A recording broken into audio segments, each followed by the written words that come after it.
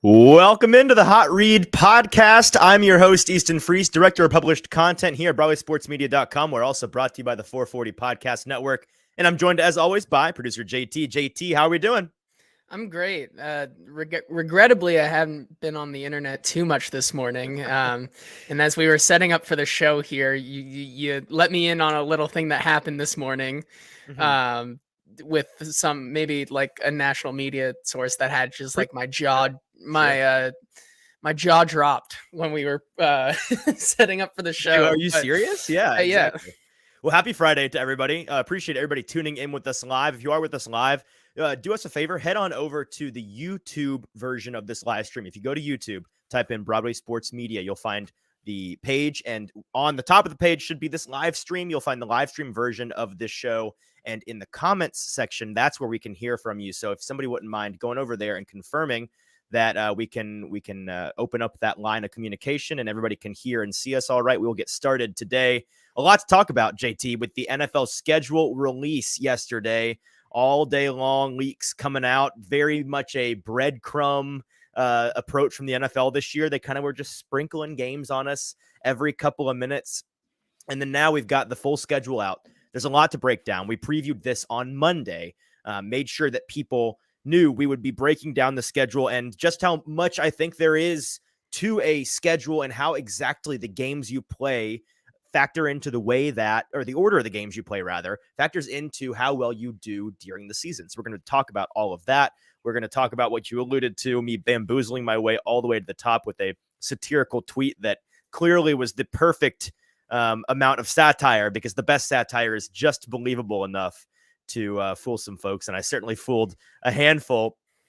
And then we have a couple of Titans news topics, and we'll talk a little bit about Titans rookie minicamp, which is tomorrow, Saturday, this weekend. The Titans rookies, both the drafted rookies and the UDFAs, along with a handful of other younger players on the team, are going to get some of their first action, assuming the weather holds up. We got a really nasty, rainy, wet one today in Nashville. Who knows what it'll be like tomorrow? But I tell you this much: as long as it's not thunder, we're going to be out there. So I'll be there tomorrow to get as many thoughts and notes and takeaways from this rookie class. First look at them in person, and we'll break down what there is exactly to even take away from minicamp at the end of the show, and then we'll get out of here for the weekend. We got to start with the warm-up today, and it's an obvious one. For those that weren't paying attention to Twitter today, you probably noticed this, or yesterday for that matter. I have done this for 2 years now. When the Titans schedule comes out, which we've got that, we can go ahead and show that right now. Here is the official schedule for the Titans for 2023. Once the schedules come out, JT, what's the first thing people start to do? It's the predictions. Predict. Yeah.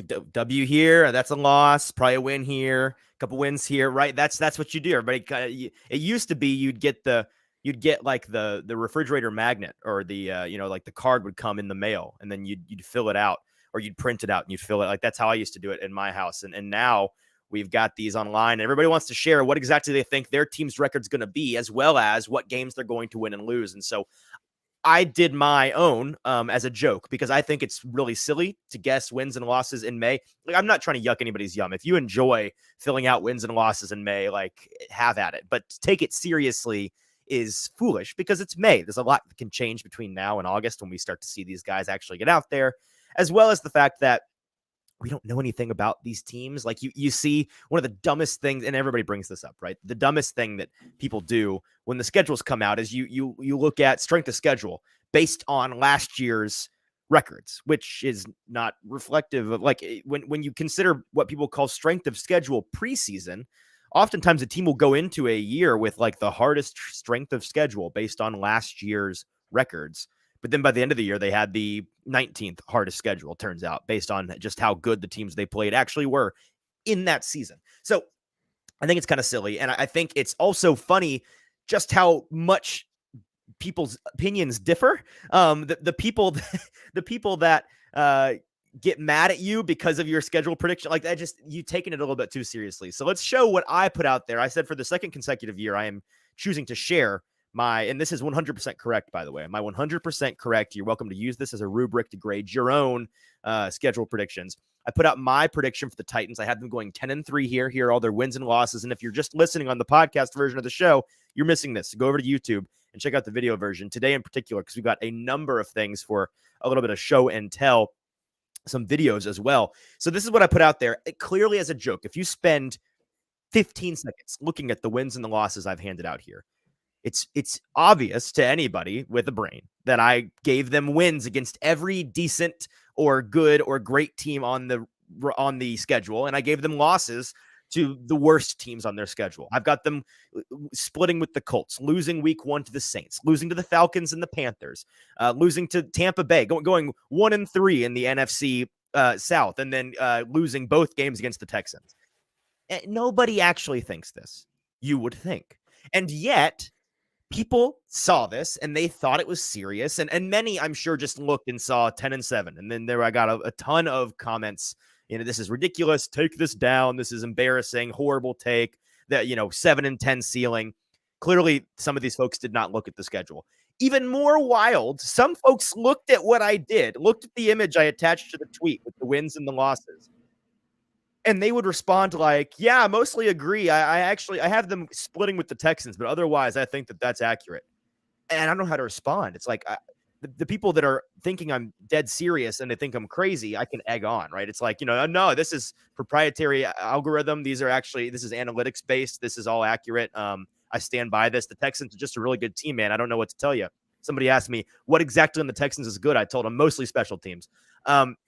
But this is something where you look at it and some folks actually thought this was serious and I could egg them on, and that's funny, right? Some folks saw it and were like, yeah, good take. And I feel bad for those people because I'm actually making fun of you a little bit. I'm not trying to be mean, but like, if you agree with this, I think you're kind of crazy. Now it is only fair to mention, given the Titans record in the past, I don't know, decade, they are one of the teams, if not the team in the NFL, JT, that is most liable to win all the games they're supposed to lose and lose all the games they're supposed to win. So in a satirical way, it's kind of funny, and there's like an element of truth to it. Of these losses I handed out to them, I guarantee you 1 or 2 or 3 of them happen. They'll lose a game to a horrible Texans team, or blow a game against Bryce Young and the Panthers, or, absolutely throw a game away against the Colts or the Buccaneers. Like, it's going to happen in the season for sure. And then almost inevitably, there's going to be a win against a team where they're a 5.5, 6.5, 7.5 point underdog. They'll knock off your Bengals in an upset at home, or they'll go on Monday night and beat Tua. Tua goes out in the first quarter and they win against the Dolphins because nobody thought that the Titans of all teams on Monday Night Football in prime time would stand a chance, because they're a team that should be in a rebuild, a reset year. So that's going to happen. And so that's what this is. It's half a joke and it's half a social experiment. It's a commentary on how ridiculous this time of year can be.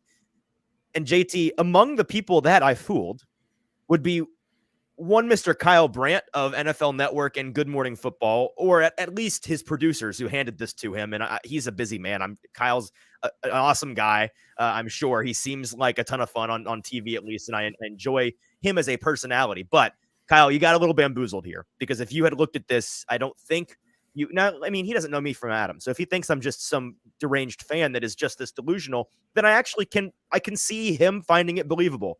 Not that this is what will actually happen, but that somebody could actually think this. So let's play the clip this morning. Our guy, Sean McAvoy, a professional quarterback coach, actually found this morning and sent it to me on Twitter. But here's the video on Good Morning Football from this morning of them using my satirical joke of a schedule record prediction as an example of how any fan can convince themselves that their team is going to go 10-7. Every single team, every single fan predicts they're going to have 10 wins. Let me show you what I mean. They're everywhere. It's never 9. It's always 10. This guy even did the color thing over the schedule for the Titans, Easton Freeze. For the second consecutive year, I have shared a 10-7 prediction for the Titans. Okay, so that's one.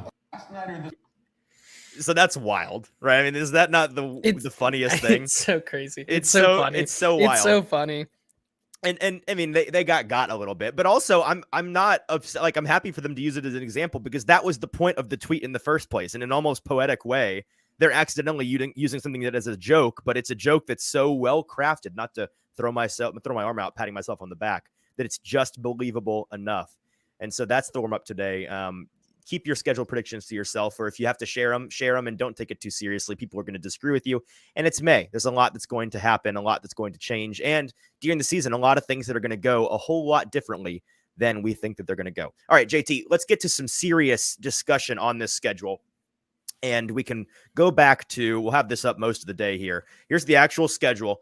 We're going to talk through all the initial takeaways here. Maybe kind of go game by game, but let's start with some broad strokes. Okay.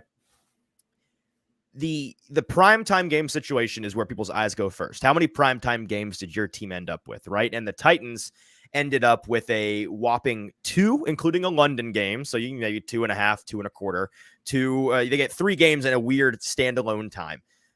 But it's more than folks expected. I mean, I got a ton of very snarky tweets on yesterday. Well, people are listening to this maybe on Saturday, but on Thursday morning before the schedule had come out, a lot of snarky tweets, JT, that, the Titans are going to be one of those teams that's one of the teams that can, only get 0. They only get 0 primetime games this year because of the new rule where a handful of teams are not going to get any. We're not forcing everybody into primetime anymore. And I never thought that was really going to be the case. This team the NFL doesn't view this brand as that low, but it's certainly fewer than the average. I mean, there's a handful of teams that got 6. 6 is the maximum in terms of primetime games. The Titans come away with 2. So in week 9, they're on Thursday Night Football against the Packers. Both are away games, by the way. So they have no primetime home games. And the one other weird time game they have that's a home game is in London. So whether it's good news or bad news depends on your perspective. But Titans fans that have season tickets are going to attend the games in person. They're all at noon. Every single one is at noon this year on a Sunday. So you won't have to. Well, actually, we don't know. Jaguars in the last week, they don't set the time. So if the Titans and the Jaguars are fighting for the division, they could be one of the afternoon or evening games again. But right now, all of the definitive times are at the exact same time. So you don't have to double check or freak out on Sunday morning if you got tickets. It's noon every single time if you're going to the game in Nashville. They also got a primetime game at Miami on December 11th in week 14, which is one of 3. JT, I don't know if you saw this. We've got 3 double headers on Monday Night Football this year. I saw that. I'm a fan of. Do you? What do you think about that? It depends how they do it, because like last year, like the Monday Night Football like double header that like the games like overlapped a little bit, like right. The ending of one you can't in do the that. beginning. If they figure that out, I have no problem with it, right? Yeah, I agree. But and like if they're overlapping again, like what are we doing? Yeah, we don't need consecutive games in prime time like that. I'm with you. They need to be one after the other. They don't need to be going on at the exact same time. But like, I'm curious how they'll time it. Is it going to be like an NBA slate where it's like you get one at 7:30 and then you get one for like West Coast folks that starts at 9:30 or 10? And it's like, if you're in the Central or Eastern time zones, it's like, okay, do I stay up and be tired all day tomorrow, or do I go to sleep and miss this game? I'm hoping they do like an earlier afternoon situation. I know they've done it in the past before, but like if they could get like a good 5:30 start time and then like an 8:39 start time, that's the bread and butter for me right there. But the Titans will be they'll be a part of one of those double headers. And I suppose that's the clue. The times are probably already out, but the Titans, I think, well, now I don't know if they're the first game or the second game, but they are one of 2 games on that week 14 Monday night in Miami. So both of those games are prime time. And then, of course, in week 6, they'll be in London hosting the Ravens. Outside of that, even the away games, they're all at noon. So there's not going to be any afternoon games, none of that, just 3 odd timing games. Let's talk about rest differential now, JT, which is something that I think a lot of people overlook or simply don't understand. They don't know that it's a big factor. So for those that aren't familiar with the term rest differential, it's simply how much more rest over the course of the season or how much less rest over the course of the season will you have than your opponents. So you go through and you say, okay, the Titans have 7 days of rest between games between week 1 and 2. They have 7. Okay, they're bye. Okay, between the bye week, they have 14 days. Coming off of a Thursday night, you've got a 10-day mini bye. Coming off a Monday night, you've got 6 days, one less day, right? So you go through and you do all that math for both your team that you're trying to get the rest differential for, as well as for each of their opponents. So if you're watching on YouTube, here is the graph, the charting I did yesterday on the Titans rest differential. And JT, they got a really, really lucky draw. The NFL did them a pretty significant favor with the rest situation, their rest differential is a plus 11, meaning over the course of 17 games, they are going to have 11 extra days of rest in total than their opponents. And they only have one game rather in their schedule where they're the underdog coming into a game in terms of rest. And that's going to be in week, the first Houston game is week 15. So in week 15, they will be, I believe, on the road. Yeah, they'll be on the road in Houston, and they will be coming off of a Monday Night Football game. So they will be a six days of rest team coming into a game against a Houston team that had a full 7 days of rest. But then they have 4 games where they have the advantage. So at Tampa Bay, they have a 3-day rest advantage because they're coming off of their Thursday night game. On their Thursday night game against Pittsburgh, they don't have a disadvantage. Both teams are going to be coming off of 4 days rest. So both under-rested, but equally so. The week before that, they're going to host Atlanta off of their own bye. So they'll have a 7-day rest advantage, which is how that typically works when you're coming off of the bye. I will say, in terms of teams you're looking, the team you want after your bye preferably is the hardest team on your schedule, right? You want the team that you can be the most rested and the most prepared for with your bye and have the biggest edge in terms of preparation time and rest time. Atlanta's not exactly that. So not great for them in that regard. But Atlanta is a team that I think could be sneaky dangerous this year. So it may end up proving, by week 4 or 5, you're looking at that and you're like, oh, I'm actually kind of glad they get a rest before Atlanta. They also, the last 2 rest advantage games they have are in week 3 and week 4 against both of the Ohio teams. They've got a 1-day rest advantage against both Cleveland in week 3 on the road, and then at home hosting your Cincinnati Bengals, JT, because both Cleveland and Cincinnati will be coming off of Monday Night Football appearances. So they'll have 6 days of rest, the Titans 7. So all of that out of the way, that is a very, very, very good thing. There will be, usually Warren Sharp puts out a full chart of every team's rest differential and then just sees who has the most and the least advantage based on rest. I'm not sure where the Titans fall, but typically when you're in the double digits on either side of the spectrum, you are in the outlier percentile. So I would not be shocked if the Titans are a top 5, top 3 team in terms of rest differential. They really got super, super lucky that they caught no teams coming off of their bye. So they're not facing a single team this year that is going to be rested off of a bye, not even off of a mini bye. Every single team they play this year is going to be coming off of 7 days of rest or fewer. 8 days of rest or fewer. Miami and Tennessee both have 8 days of rest going into a Monday Night Football game. They also, in the past couple of years, just for perspective, if people are probably wondering, well, how they fared in the past. I know that last year they had a negative rest differential. They faced at least one team off of their bye. And the year before that, they had a horrendous rest differential that was something like -11, somewhere in that -8 or something like that. They faced 2 teams that year coming off of their bye, which is a brutal, brutal break. Let's move on to looking at the divisional games, JT. We can pull back up the main schedule real quick, if you don't mind. And the first thing that pops out is backloaded heavily, which is kind of different for this team based on recent years. We've had schedules the past couple of seasons where they've caught the Colts in particular very early on in the process. And it really depends on your situation as a team, as well as the situation of your opponent, as to whether or not you want to catch them early or late. So for example, to step away from the divisional game perspective here, the Saints week 1. Yeah, it's a road game, maybe not ideal to be on the road week 1, but half the teams have to do it.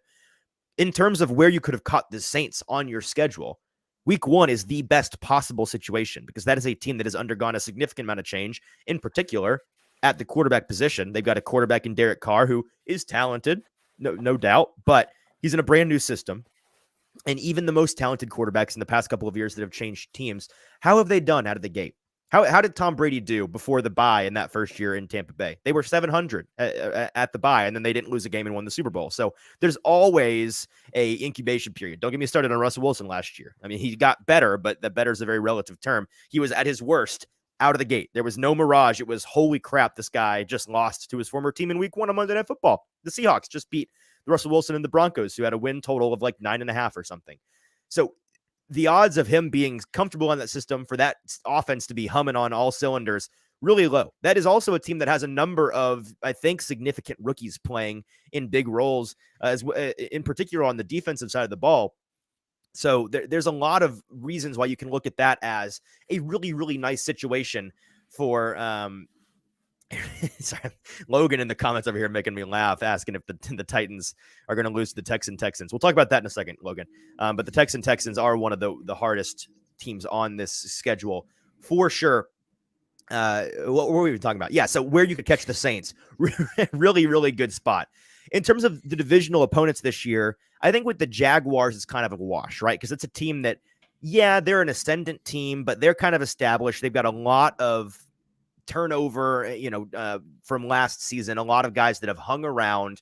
So I think catching them wherever you catch them is going to be a difficult draw no matter what. With the Colts and the Texans, if they're both going to be starting their rookie quarterbacks in Anthony Richardson and CJ Stroud, one would assume that you would prefer to have them early, right? Because they're probably going to, unless they're one of those Zach Wilson types or, somebody that starts out really well and then it kind of falls apart.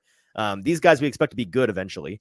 And so they're probably going to have some rough games in the first half of the schedule, maybe their first full year. But typically we see rookie quarterbacks that put it together and have a nice first season really start to hum in the back half of the schedule. The Titans didn't get an awesome break in that regard with those two divisional matchups. They play the Colts in week 5, which is good. That'd be Anthony Richardson's 13, 14, 15, 16, 17th ever start since graduating high school. So not exactly a ton of experience there. And then they catch him again in Nissan Stadium at home, this time in week 13. By then, you'd probably imagine those two games will be very different compositions in terms of how the teams are trending and how the young players on both teams are starting to look at that point. With the Texans, this is really, this is infuriating. So let me do the Jaguars first. They got the Jaguars late in the schedule. And I, for one, am a huge fan of this, JT. I don't know if you agree, but I think the NFL should always take the two presumed, the presumed top two teams in a division and try to push their divisional matchups as late in the schedule as possible, just because it makes for more compelling, dramatic TV, right? I mean, yeah, if you look at just like interconference, like the Bengals and Chiefs putting them the last week, you can't get any more dramatic than that. Mm-hmm. You saw last year the Jaguars playing the Titans on the last game of the year, also super dramatic. So I feel like they are going to do that again. They think that these two teams could be very close, vying for that division title come week 17, and just makes for more dramatics. It makes for absolutely more fireworks. And I think any reasonable person, even if they're down on the Titans, if you told them, okay, the Jaguars actually don't run away with the division, the guess from the average person is going to be, okay, so the Titans probably pressed them for it. Tannehill stuck around and they were just good enough in a bad division to, win 8, 9, 10 games. And then it came down to the wire. The Titans catch the Jaguars in Jacksonville in week 11. That's November 19th. Which is, I think, a good timing for the away game. Not the best possible timing. When you have to go down to Florida where it's really hot and sticky and muggy, you'd prefer for it to be later in the season. Mid to late November, it should be decent weather down there. And then at home, they catch the Jaguars in the final week of the season on either January 6th or 7th, based on how that schedule breaks down in week 18. So certainly setting up to be the best possible outcome. Titans fans know that for years and years and years, I said that was really dramatic. Let me walk that back. For a couple of years recently, they constantly were giving the NFL, that is, were giving the Titans the Texans in the last week. And this was post them being any good. So it was always infuriating from a scheduling standpoint, and also super underwhelming when you got there. And it's like, oh, yay, the 4-12 Texans are trying to keep the, 11-5 Titans from winning the AFC. Oh, it's going to be a fireworks show. So super dramatic. They do unfortunately have the Texans in 2 of their final 4 games, which in terms of dramatics, if CJ Stroud's going to, put it together, start to hit his stride, that's the time of the year you'd expect it. So you may make for the best possible games against the Texans by that point. You also have the point here of making this schedule like this is a mistake that the NFL seemingly constantly makes now. How many times in the past couple of years, JT, have we had divisional matchups that are either one game separated, so like divisional game, other game, divisional game, twice in 3 weeks, or we've had a couple of instances where it's like I know in particular, the Browns, I think, got to play the Steelers twice in a row a year or two ago, where they went Steelers by Steelers. And it's like, what are we doing? Well, that's, first of all, nobody wants to watch that matchup twice in a row. I mean, like, cool, but like, spread it out. It's a long season. Second of all, divisional games mean more. They're important.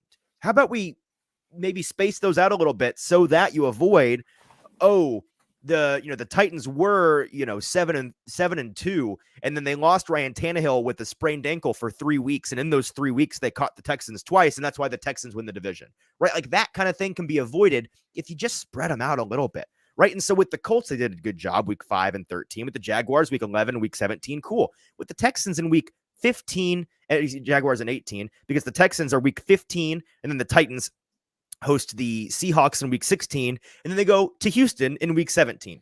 Infuriating that they put it at the end of the schedule. Even more infuriating that they put them in almost back-to-back portions here. It's very, very frustrating. So that's my rant on that. NFL, please, I'm begging you, stop doing this to all divisional matchups. It's really bad. In terms of where the divisional matchups fall, I think it's also important to note that it's super backloaded, right? Which is what you want. The Titans have 4 of their last 6 games, and 5 of their last 8 are divisional matchups, right? The only non-divisional teams they play in the last 8 weeks, roughly the last half of the schedule, are the Panthers, Dolphins, and Seahawks. That's it. The rest are divisional matchups. You got to love that. I think just any fan, that is how you want it to be. You want the brass tacks to be come down to here in the last half of the season and not wasted early on. And that's what the Titans are going to get. So they end the last 2 games are divisional games. 3 of the last 4 are divisional games. It should be really exciting. And I think that is a good thing. Let's talk about some other little last thing on divisional games, by the way. Breaking down the primetime games, JT. I don't know if you have a drink, but pour a little bit of it out if you do on your desk for the Colts and the Texans, who unfortunately are 2 of the 4 teams this year. They got no primetime slots. We will not be seeing any of the Colts or the Texans in primetime, we think. Now, the NFL is promoting a more flexible schedule this year. So if either of these 2 teams with their young quarterbacks starts to put it together, I'm sure that they will be rewarded by that. And if Anthony Richardson is electric by week 16, flex that bad boy into Monday night, flex it into, Sunday night. Let's put it in the afternoon. Let's have more eyeballs on this guy. But they're definitely in a prove it situation there with the league and the schedule/script makers in the NFL. The Titans got 2, and then the Jaguars, kind of surprised by this, JT. I know that I am. Only getting 3 primetime games, despite all of the media slobbering that has gone on about the Trevor. I mean, and rightfully so. Trevor Lawrence is an ascendant star quarterback in the AFC. Looks like a new part of the establishment in terms of stud quarterbacks. Usually the NFL rewards that with a lot of primetime airtime, but maybe it's just proof that the AFC South remains the island of small market misfit toys because they only gave him 3 slots. Yeah, I mean, it's kind of hard to put the AFC South in some of these, especially like given the Titan schedule. Like, there's not a lot of, like, outside of the divisional games, there's not a lot of marquee matchups here. And like for the Titans, yeah, but for the Jaguars, I mean, they're playing that first place schedule. Jaguars Chiefs would be a great primetime game. Jaguars Bills should be a good primetime game. They're gonna be against the Ravens and the Steelers. Like, those are definitely primetime. I just thought they'd give them 4 or 5 when the top end of the spectrum is getting 6 primetime games. Then again, I mean, you have like the AFC South where like they were like the last to get like leaks yesterday because like everybody was like, "Oh, let's look at all these like sexy matchups," and then like none of the AFC South leaked because it's like it'll come out at 8:00. Like, it's half the league. It's half the league. Like, okay, we can only release a couple of them. Let's do the ones people care about, and the AFC South falls to the bottom of that heap. But then also you've got teams like the Titans, and I don't know the answer to this, JT. I'm curious, when these leaks come out, how much of it is coming from the league office or the schedule makers, and how much of it is, I mean, these teams and their PR departments, like internally in the building, they know what the schedule is at least the day of, I think for a couple of days. And then, like, I get the email from the Titans 10 minutes before it actually comes out tomorrow with the actual schedule. They've been sitting on this. So is it teams that are just, maybe the Vikings had their whole schedule leak at like noon yesterday, 7 hours ahead of time. is that the Vikings having a guy inside that just does not care and is just leaking out to reporters early, and the reporters know they don't care, so they're throwing it out there? Because everyone knows with the Titans and their Gestapo PR, approach to things, which is their prerogative. I'm not complaining. Got to play nice, but they are among the more difficult teams to get any information from, to have an inside source, and if that inside source does exist, getting them to say anything at the fear of losing their job or their life. It's a situation where the Titans, as of like 2:30 yesterday, hadn't had a single leaked game. They had announced the London games yesterday. The league had formally announced those, but beyond that, there was a spreadsheet that was really popular at NFL Leaks or Schedule Leaks on Twitter, where he was constantly filling it in. And it was just, the Titans column was sad all day long because there were so many colors and words on these other columns, and the Titans was just blank. And the first game that like leaked per se was like the Saints game, because it was like a process of elimination. It's like, okay, everybody else's week 1 has basically been leaked except the Saints. So we can infer that the Titans are playing the Saints week 1. Right. The first Titans leaked game that we weren't supposed to know about, but knew about, didn't come from a leak. It came from us just doing mental math.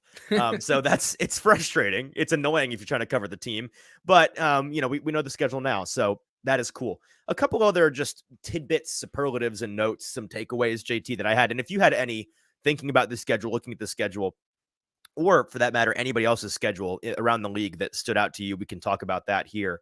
One thing that stands out to me from a fantasy perspective is just when you thought Derrick Henry's ADP might be dropped, maybe this is the year that Derrick Henry falls into the back half of the first round. Maybe his average draft position is like 9, 10, 11. Is he really in that top 3 running back conversation? Is he going to fall off the cliff? And then the NFL says, you know what? He's going to get the Texans twice and the Jaguars at home in 3 of the last 4 games.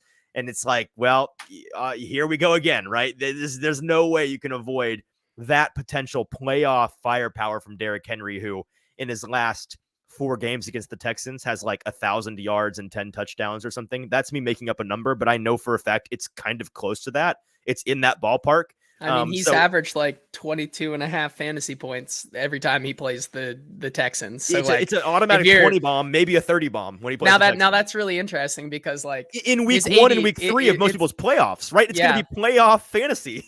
It's hard to not take him, but then of course you have to draft well to get to that point. It's true. It's true. Could be if you have a team that like that takes Derrick Henry and then just they tank, could be a good trade target.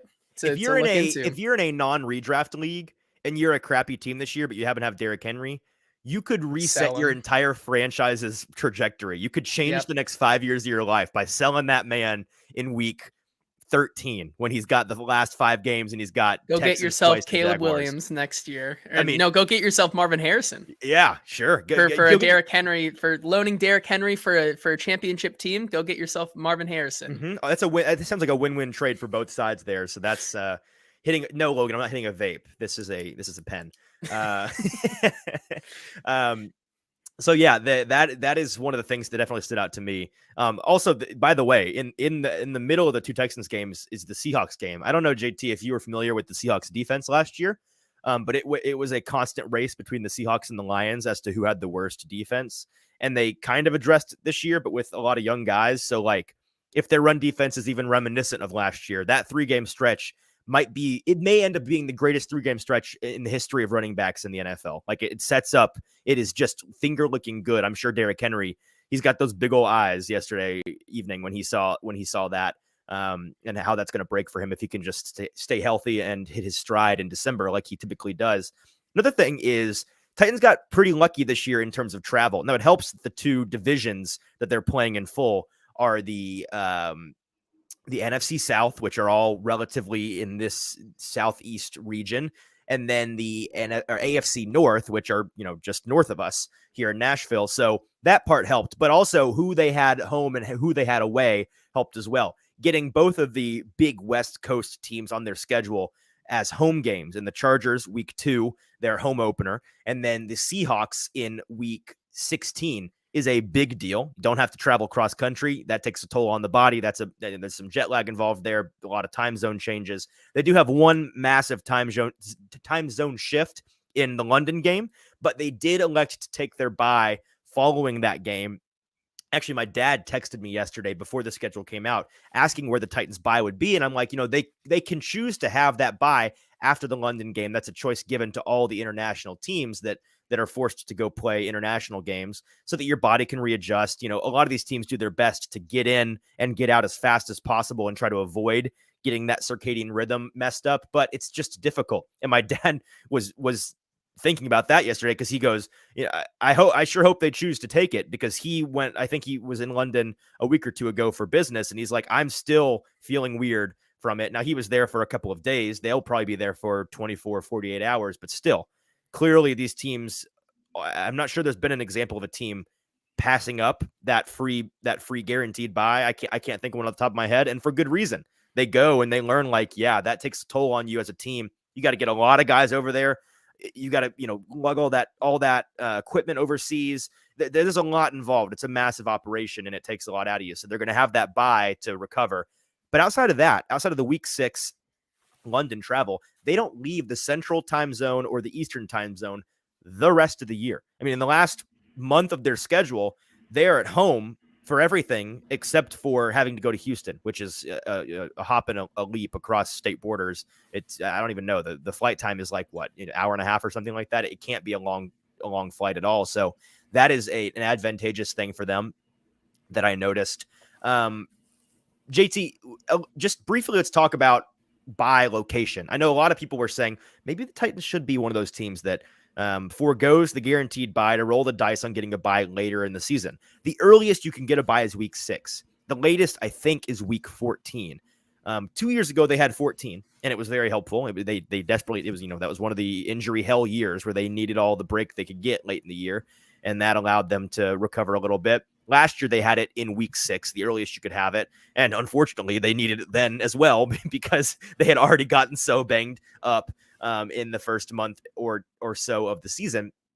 I was listening to Braden Gall and Zach Lyons, both buddies of ours, both friends of the show, on a football show here on the 440 Podcast Network yesterday. And they were talking about how a lot of players and folks say, they push back on this idea that you need a bye later in the season. Later buys are better. Like that's the service level narrative. They were pushing back on that a little bit, saying, a lot of players will tell you where a bye falls doesn't matter until it does. And the Titans are an example of that in the past 2 years, right? 2 years ago, they had it in week 14 and they really needed it at that moment. Last year, they had it in week 6 and they really needed it in that moment. Those are the two ends of the spectrum. They get it on the very front end of the spectrum this year in week 7, but there is some truth to the idea that where your bye falls is not a guarantee of an advantage or a disadvantage. You may need it early on in the season for one reason or another. But in my opinion, JT, and you can tell me if you think I'm wrong, I still think that a later bye is better, just because if you're playing the odds, playing the numbers, you are more likely to be the most banged up as a team later in the season than you are early on in the season. That's just the way that, attrition works. That's the way that constantly getting beaten to a pulp every Sunday for 2 months affects your body differently than doing it for 3 weeks. You're going to get beaten down. So I do think it is not the greatest thing in the world that they have that bye in week 7. It's necessary because of the London travel, but it could hurt them when they have to go, almost 3 consecutive months before they even reach the postseason, should they be a playoff team this year, without a single break. Yeah, I mean, you would like it maybe right before like a very big divisional matchup. Like if in a perfect world, like where the Bucks game is, like switch the Bucks in like week 10 bye, like that would be really nice. Yeah. Like playing the Bucks after a London game probably is the perfect scenario. And then having your bye right before you play the Jaguars for the first time, going on the road, probably where you want it. But like the London travel is so big that they couldn't help but pass it up. Yeah, no, it's absolutely, it's understandable and it makes sense. The last thing here, actually second to last thing before we talk about the Titans and their schedule release video yesterday, which was fantastic. Our guy, Alan Bell, another friend of the show over at CBS Sportsline, put out the opening lines, the opening spreads for every Titans game this season. we're big bettors. We make a lot of money on this show, and so we're interested in this, and so it's worth mentioning that this year, of course, the Titans are perceived by Vegas and by the general public as a team that is in flux at the very least, a big question mark, can't really be trusted. I think last I checked, their win total was 7.5. I think so. The Vegas thinks they're a 7 or 8 win team, which makes a lot of sense for them because I think the general perspective is one of two things. Either this team's going to be really mid, they're going to win 7, 8, 9 games, no more, no less, or they are going to be a team that people are just like, I have no idea. I don't want to touch them with a 10-foot pole. They could win 10 games. They could win 4 games. I don't know. And so when we look at who they're favored and not favored against, one sentiment that I have to shoot down a little bit here, JT, and this is kind of funny. Some folks kind of outed themselves a little bit online yesterday for not understanding how gambling works, not understanding how odds work. You look at the Titans schedule that Alan Bell tweeted over at Alan Bell 247 on Twitter, and their first 6 games before their bye in week 7, they are the underdog in all 3. They are 3.5-point dogs at the Saints, 3.5 dogs versus the Chargers, 4.5 against the Browns, 4.5 against the Bengals, which is interesting, by the way, but that's home and away for you. 1 point against the Colts and 5.5-point underdogs against the Ravens in London. And a lot of people are looking at that and saying, oh, so the Titans are, Vegas thinks they're going to lose their first 6 games. It's not how that works. These are implied odds, right? So actually the implied odds here, these are probabilities, not if you're favored, Vegas thinks you're going to win. If you're an underdog, Vegas thinks you're going to lose. No, it's percentages. It's Vegas saying we think that this team has a 65% chance, a 73% chance, an 82% chance. So the implied odds here, somebody did the math on Twitter. It's something like 2.83 or something. So Vegas thinks they're going to win a little bit less than they're going to win less than they lose. They're projected to win like 2.5 of their first 6 games. They are only favored on these opening lines, hosting the Falcons off of the bye, which they're only a 1-point dog against the Falcons off of the bye. That's craziness to me, but Vegas is high on Atlanta. I get it. I understand. They're 1-point dogs in Tampa Bay against the Bucks. Also kind of strange, but it's an away game, I suppose. You mean favorites, right? 1-point favorites. Yes, sorry, 1-point favorites. Thank you. And then they are 1-point favorites again against the Panthers at home. They're 2-point favorites against the Colts at home.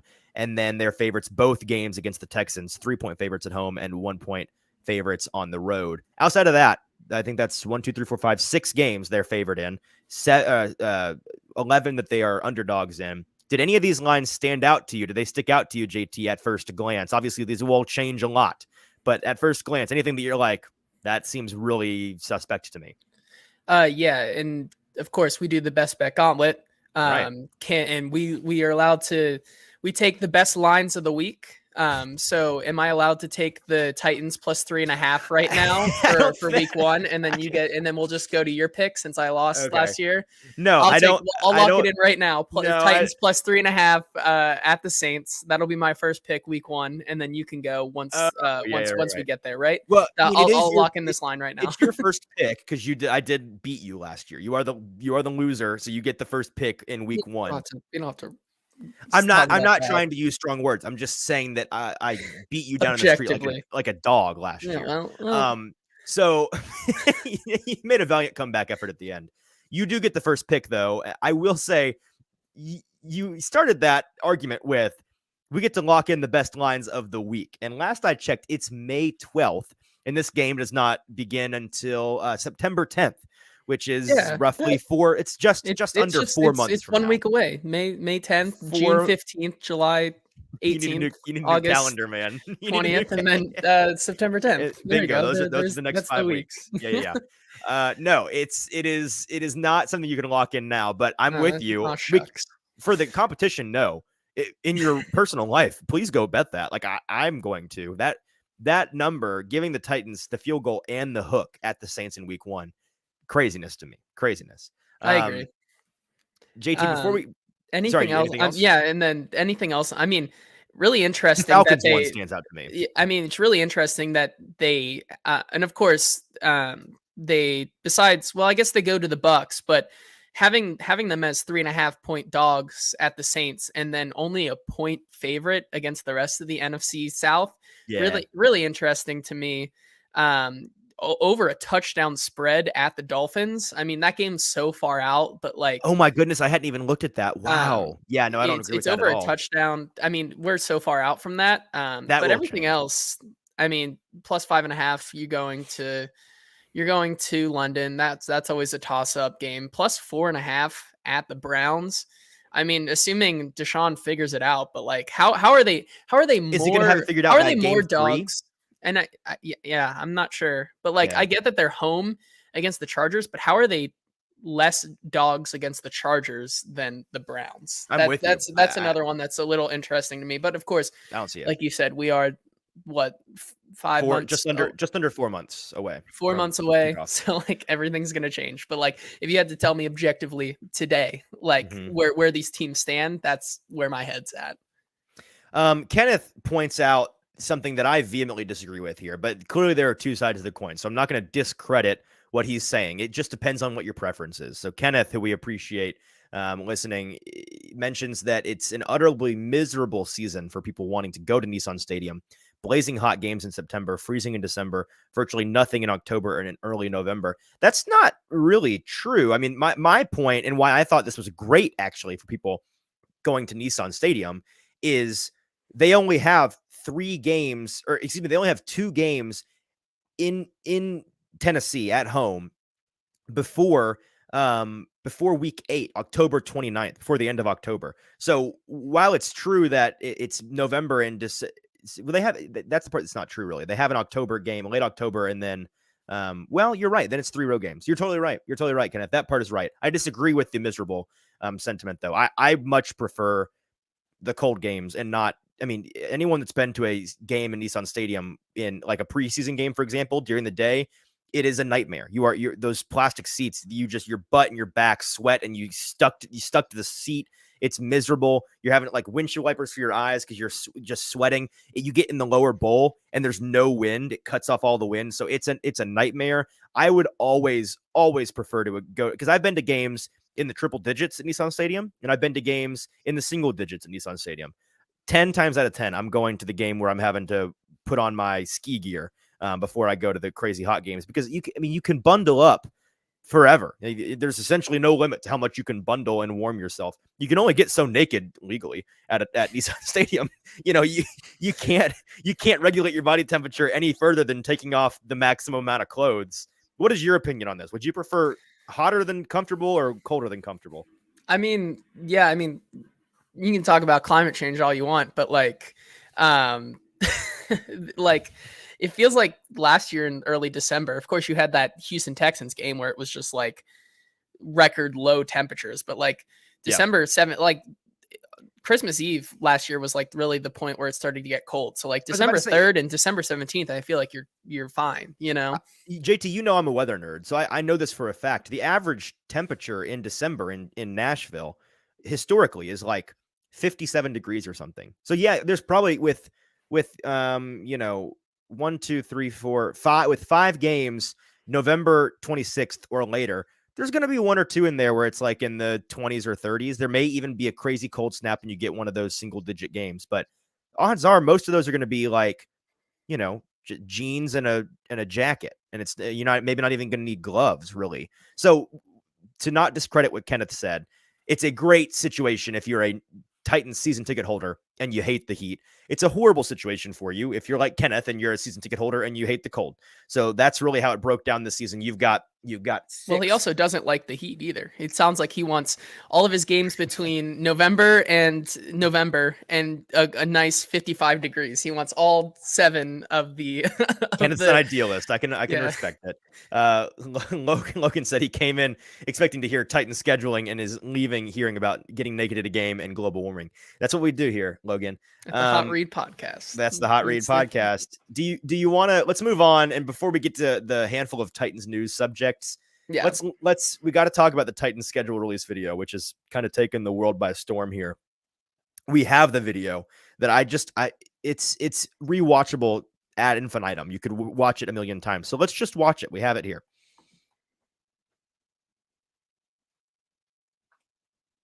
Uh-oh. if it's going to play. Let me. You talk for a second. Okay. Let me re-add it. I will vamp for a second while you re-add that. But the Titans. So if you're familiar with TikTok or Instagram, okay, here we go. You'll see St. the Louis trend. Rams. Asking folks on Broadway to name based on. So let's pause it real quick, JT.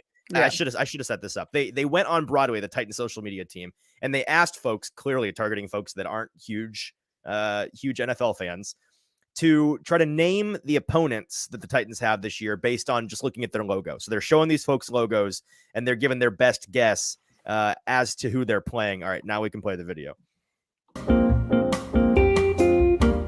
St. Louis Rams.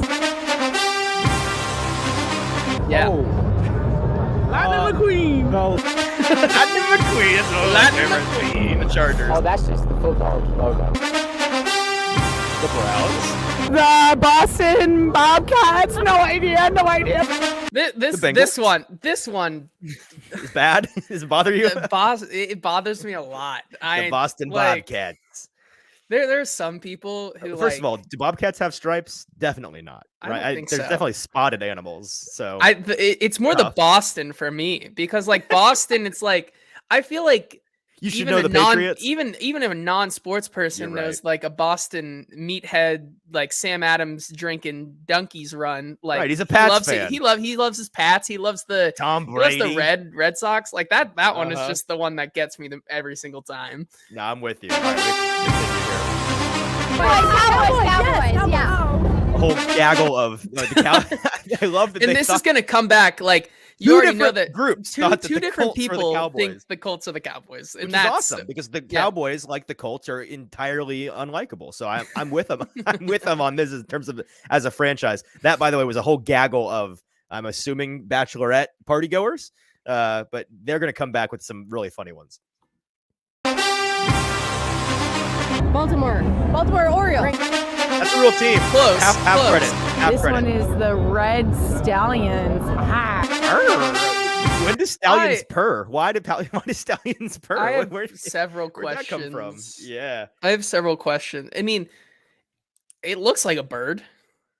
That there's I'll admit this so when I was very young, I mean, I say very young, like at the age of 6, I knew who the Falcons were. I knew what their logo was, but it took me the longest time for me to actually look at it and realize, oh, it's not just a funny looking F. But even if you think it's a funny looking F, what part of this looks like a horse? I don't that's my get that part. yeah. I don't know. But the bigger question is, why do horses purr? Why is she growling or purring when she says the stallions? Arr. What is Did you that? know the Falcons logo is in the shape of an F? As Did Logan I? points out. Yes, I did. I didn't know it was a bird. I didn't know it was yeah. until I really looked at it as a child. I was like, oh, it's like I had an aha moment in first or second grade. Clearly she didn't look very 49 to 69ers. 49 my favorite one. The, This is my favorite. Look The at- 49ers, 69ers. Look at her on the left here. She's trying her best She is. right now. Uh-huh. I think they're That's the Steelers, by the way. The 49ers, 69ers stars. It's a Pirates. Where from? From the islands of the Caribbean. Nailed it. there you go. Buccaneers. Chester Cheeto. Chester Cheeto. Love that one. You know. Tigers. North Carolina Tigers. She tried her best. You know, she came back and she gave That one at least tracks. yeah. You I got mean, the Carolina part. It's a big cat. it's a panther. big cat. Yeah. Definitely not a tiger. Texas. That's the Cowboys. Texas. Got that. Right. Indianapolis Cowboys, baby. Yep. You're right. Atlanta, That's Florida. Florida Dolphins. Florida Dolphins. We got the, Not we got bad. the Oh, character right. Texans. Texans. Also, Texans. half credit. Eagles. Pittsburgh. Who's that? Bulls? Who? Patriots? That's the Patriots logo. No. Don't I? That it actually does not exist. Jaguars actually There, does there not you exist. go. So it's a fantastic video, and it sparked a lot of engagement on social media. We've got I pulled a couple of these. The not the Cowboys Colts changed their logo to not the cow or their Twitter handle to not the Cowboys, and then the Falcons changed theirs to I think just the Red Stallions. Yeah, somebody asked them to change to either the Atlanta Florida Dolphins or the Red Stallions, and they chose the Red Stallions on Twitter, which is hilarious. And the NFL, I saw the NFL account tweet at the Titans account, "Look what you've done to our league. You've changed all these names." But I love that trend. It's hilarious.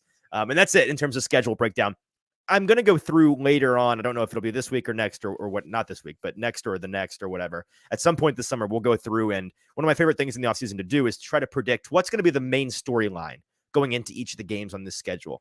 You know, it's easier early on, and then in the end, you're usually wrong. But you can still kind of be like, you know, week one, Derek Carr, how's he going to look against the Titans, who are there's more returning players to that team in terms of impact players. The Saints may have a higher ceiling than the Titans. We don't know, but early on in the season, how are they going to look? That kind of thing. So we'll break all of that down further. But those are, I think, all of my thoughts, generally speaking, on the Titans schedule for now. Let's get to a handful of Titans news topics before we get out of here on a Friday. Let's get to our Titans news segment with producer JT.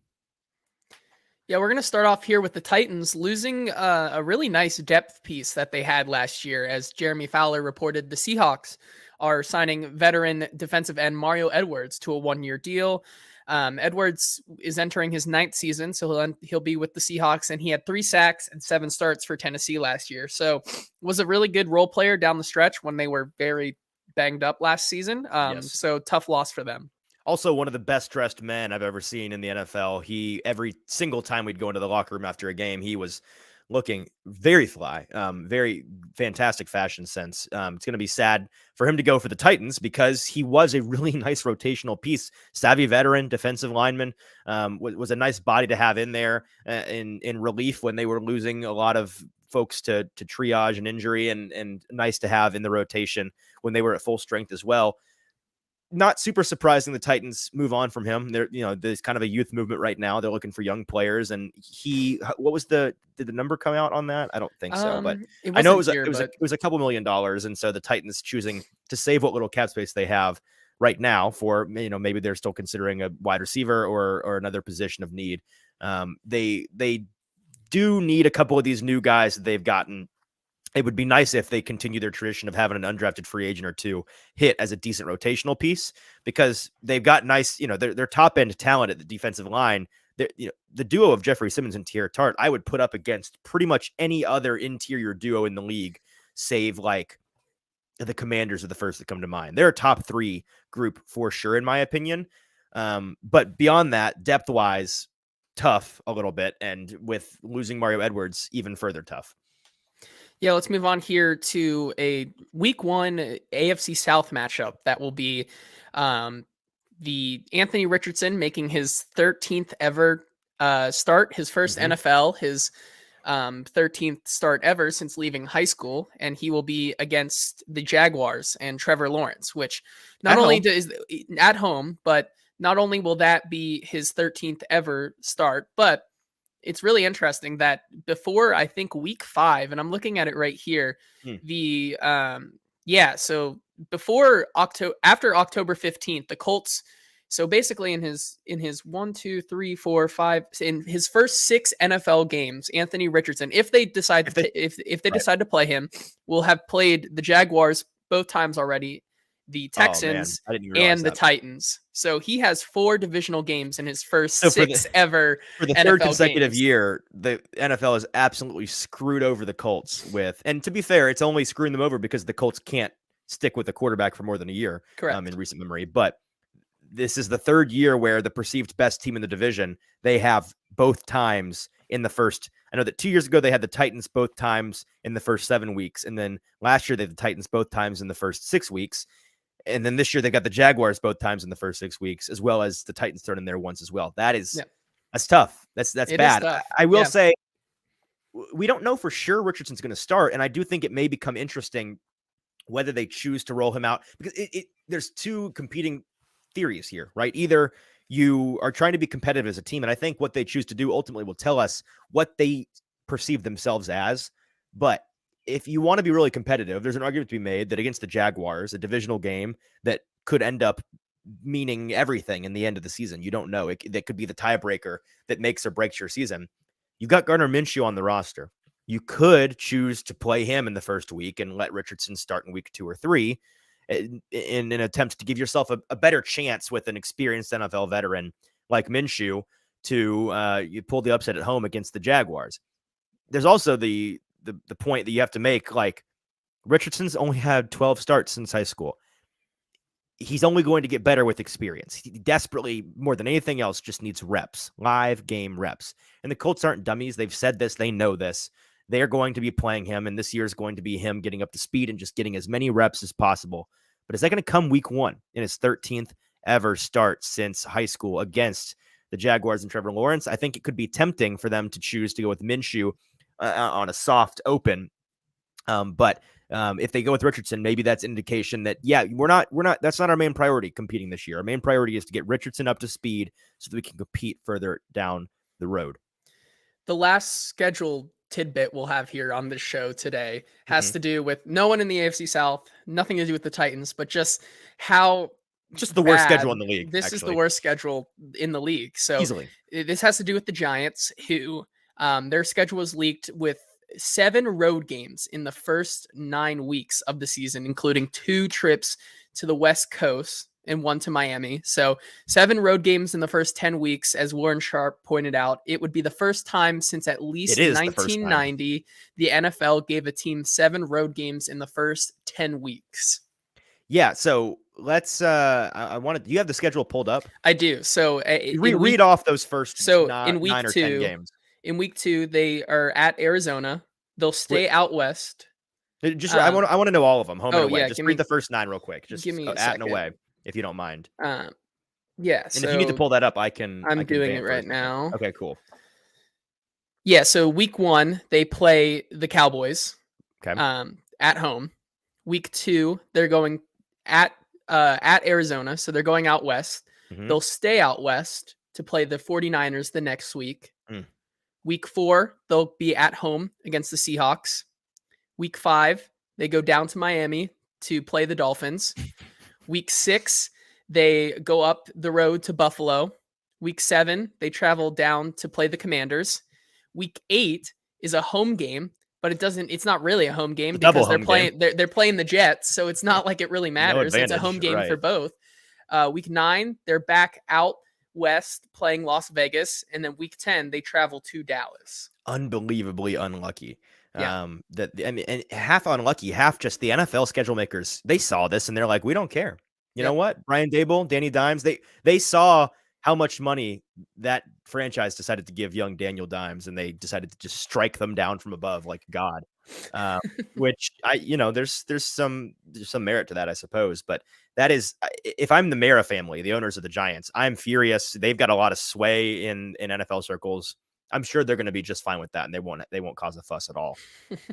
Let's talk about some of the rookie signings ahead of rookie mini. Last thing we'll get to here is rookie signings and rookie minicamp coming up this weekend here. Some of the rookie signings from the draft picks that the Titans made. The Titans have agreed to terms with tight end Josh Wiley, offensive lineman Jalen Duncan, and wide receiver Colton Dowell. So the day 3 selections are locked in for the Titans now.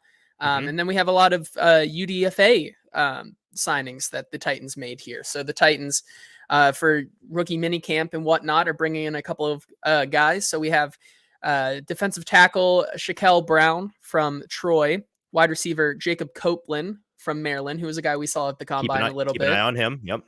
Wide receiver Trayshawn Harrison from Oregon State, safety Matthew Jackson from Eastern Kentucky, cornerback Stephen Jones from Appalachian State, safety Tyreek Jones from Boise State, who was another guy that we saw at the combine. Cornerback Anthony Kendall from Baldwin Wallace, running back Chuck McClelland from Cincinnati, defensive end TK McLendon from Eastern Kentucky, offensive outside linebacker offensive outside linebacker. There we go. Caleb Murphy from Ferris State. Great job. Tackle John Ojukwu from Boise State. Another guy that we saw at the combine and Freaky was athlete. pretty impressive with us. Very. Linebacker Otis Reese from Mississippi, outside linebacker Thomas Rush from Minnesota, and then kicker Trey Wolf from Texas Tech, which we had a couple people reach out to us and were like, don't sleep on this guy. Yeah, I missed this, and I'm not sure why I'm surprised why I missed it, because I after the draft ended and all this craziness happened on that Sunday afternoon, I just kind of passed out and took a nap and was not paying attention to this. But JT, I don't know if you've looked up the numbers on Trey Wolf at Texas Tech. His stats are like, but when you go from college to NFL, kickers, it's weird. They tend to, it doesn't really matter their record in college all that much. Yeah, Logan points out he's 6'4", 210. The dude's like, he's a big boy. He's like a linebacker. He's a place kicker. Like this dude and Ryan Stonehouse easily. If you're doing a Thunderdome of punter kicker combos in the NFL, I don't know this for sure, but I'm almost positive that they have to be the heavy betting favorites, because those two dudes are huge for punters and kickers. Yeah, I mean, it'll be interesting. Sorry, I didn't. On that? No, I mean, yeah, he's a guy that I'll have to see, and it sounds like it's going to be him and Caleb Shudak. Battling it out this offseason. Unless they want to bring in one of these guys who's still there. There is veteran help in the free agent market. It sounds like they want to get younger and find their kicker that they can feel confident in for the next 3 or 4 years. JT, there was one undrafted free agent of note that was not on this list that was sent to me by the Titans this morning, and that's Georgia wide receiver Kearis Jackson. National championship winner twice over. He was a guy that was announced to be on the Titans list of undrafted free agents, and it was reported by Tom Pelissero a couple of weeks ago that he is a guy that the Titans had reached terms with already. Apparently not. I don't know, that report was a miss. That was incorrect, or maybe things fell through and it was never updated. But I'm curious whether or not he'll actually be there this weekend, tomorrow when we're there. I don't think that he will be based on this, but maybe he will. The thing is, if you don't have a contract, these guys don't want to practice without liability, without liability insurance, without having some kind of guarantee that they're going to be paid for and get their compensation for any potential injuries they suffer at a practice that doesn't usually yield a massive problem. But we've seen on occasion people have career altering injuries at even something as small as a rookie minicamp. So I'm not sure we'll see Kearis Jackson there. And that's a bummer, because he was one of the receivers that was going to be catching people's eyes, I think. Let's talk very briefly about rookie minicamp, JT, and then we can get out of here. Like I said, I'll be there tomorrow. It's tomorrow, Saturday around noon. We're going to get to speak to a couple of rookies, according to Titans PR. They haven't said who, but I'm almost positive it'll be Peter Skoronski and somebody else, just because based on his media availability so far, he's fantastic at the microphone. He's incredibly safe at the microphone. He's somebody that I'm sure the Titans team looks at and is like, yeah, we trust this guy to just not say anything dumb or do anything dumb with the mic. He'll be boring and then he'll get out of there, which is exactly what they love. The other guy could be Tyjae Spears. It's kind of what I'm guessing it will be, since we haven't really heard a ton from him. And he's one of the guys probably most likely to be flashy and look exciting at the mini camp. But I think it might be a little telling, a little bit, if they let Will Levis be the other guy that speaks.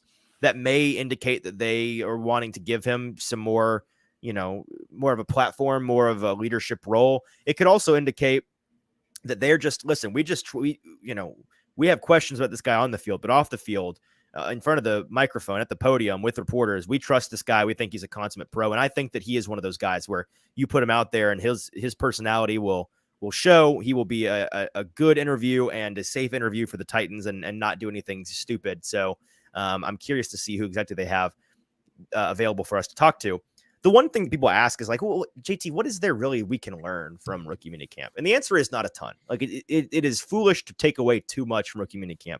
What it does allow for is when these guys are playing in college, folks in the media, we don't really get a ton of chances to see them in practice, see them up close. You see them at games if you're there in person, but up close in person, just getting a feel for their movement ability, their size, their speed, their strength. That's something, there's an intangible element of those tangible factors that you can't access, you can't really have perspective on unless you get to see it in person. And a big part of it is comparison, right? Like you've got guys that may have been they may hold the FCS record for tackles in a single season and have looked like a man amongst boys on tape, but that was at the FCS Division II level. Let's see him against guys, kids their own size, right? Let's see him against the guys that they're actually gonna have to go up against in the NFL. That's a part of it. And then also, with a guy like Kyle Phillips last year, for example, we knew his footwork was one of the things on the top of his scouting report. This is a thing that we have to take into account with this guy. That's where his bread is buttered. But you really didn't get a feel for that until I remember that first rookie minicamp. A lot of the clips coming out about like, look at this guy compared to the other receivers on the team. He is truly head and shoulders as a footwork technician, as a route running technician, head and shoulders above the competition. That kind of thing shows through. I think another thing that is going to be, and Braden Gall mentioned this yesterday on his show, one of the things I'm almost positive will be a big takeaway is Will Levis is huge. Like, and we know this. He's like 6'4", 235, 240 or something like that off the top of my head. But there was a picture a couple of days ago, maybe a week or two ago, the Titans PR put up on Instagram of Will Levis, Josh Wiley, Tyjae Spears, and Colton Dowell, 4 of the Titans drafted rookies at Topgolf together, just getting to know each other. They're all standing next to each other. And Colton Dowell, who is, I think, 6'3", 215 or something, standing next to Will Levis and Josh Wiley. You're like, whoa, they make him look kind of small. These two cats are big fellas. Josh Wiley and Will Levis look the part at the very least. And so I think that's going to be another big takeaway. But I'm excited, and we'll be talking about that on Monday. So that's our transition here to get on out of here. Appreciate you guys spending maybe your lunch break or just the midday on Friday with us. We'll be back on Monday next week. I'll be breaking down anything and everything that we learned, that we saw, that we took away from rookie minicamp this weekend. And then very special episode on Tuesday, maybe the Wednesday episode. I'm not positive yet if we're going to do this live or recorded yet. So it's either Tuesday or Wednesday, but we got confirmation from a guy we've been hinting at for a couple of shows in a row now, Danny Kelly at The Ringer, draft analyst. He's on the NFL draft show on the Ringer podcast network. He's on the NFL fantasy football show. He does one of the top 5 national draft guides every year that is highly regarded. He's a stud. He's awesome. He's hilarious. You're going to love him. He's the guest on this show that I'm most looking forward to out of all the guests we've ever had. So I can't wait for him to stop by with us. And we're going to do a little bit of a recap of the draft and the Titans draft class and just chop it up and have a conversation about football, which who knows where it's going to go. I can guarantee it's going to be a good time. So make sure to tune into those 2 shows next week, early on next week. And until then, for producer JT, I'm your host, Easton Freeze. This has been the Hot Read Podcast. Have a great weekend, everybody.